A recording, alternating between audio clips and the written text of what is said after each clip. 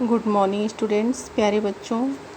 हिंदी की पाठ्य पुस्तक सुमेधा के अंतर्गत आज आप लोग शीर्षक खिलौना कविता का अध्ययन करेंगे, जिसे सियाराम शरण गुप्त ने लिखा है। बच्चों, खिलौना कविता एक भाव प्रधान कविता है। इस कविता में दो बालकों का वर्णन किया गया है। एक बालक का वर्णन जो है राजसी वैभव में हो रहा है और दूसरे का गरीबी में।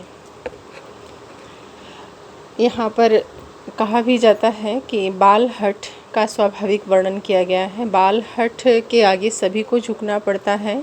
कविता की पंक्तियाँ इस प्रकार हैं। मैं तो वही खिलौना लूँगा, मचल गया दीना का लाल, खेल रहा था जिसको लेकर राजकुमार उछाल उछाल। दीना का लाल यानी गरीब का लड़का जो है, वह कह रहा है जिद करके कि मैं वही खिलौना लूँगा। अपनी माँ से जिद कह रहा है कि मैं वही खिलौना लूँगा जिसको राजकुमार राजा का पुत्र जो है उछाल उछाल कर खेल रहा है। व्यथित हो उठी माँ बेचारी, था स्वर्ण निर्मित वह तो, खेल इसी से लाल नहीं है, राजा के घर भी यह तो। कह रही है उसकी माँ, व्यथित होकर यानी दुखी होकर परेशान हो जाती है और कह रही है कि वह तो स्वर्ण निर्मित है, यानी वह तो सोने का बना हुआ है। खेल इसी से लाल नहीं है, ऐ मेरे पुत्र तुम इसी खिलौने से खेलो, राजा के घर भी यह तो, यानी कि यह तो राजा के घर भी यह खिलौना नहीं है।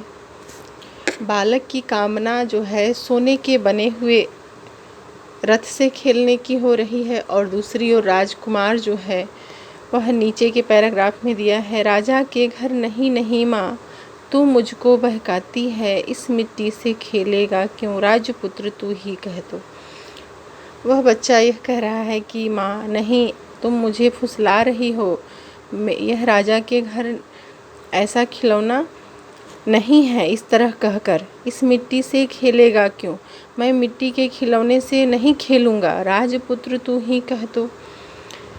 तुम यही बताओ कि मैं इस मिट्टी के खिलौने से नहीं खेलूँगा।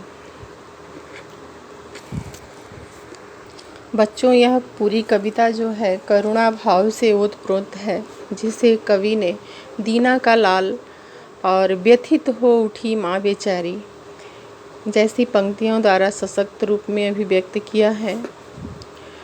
बच्चों, बालक सदैव दूसरे की वस्तु से मोहित होते हैं, अपने हाथ की वस्तु उन्हें आकर्षित नहीं कर पाती हैं। सियाराम शरण गुप्त ने इस कविता के माध्यम से बहुत ही सरल और स्वाभाविक शब्दों में बाल मनोविज्ञान का वर्णन किया है। आगे की पंक्तियाँ हम नेक्स्ट डे में पढ़ेंगे। धन्यवाद।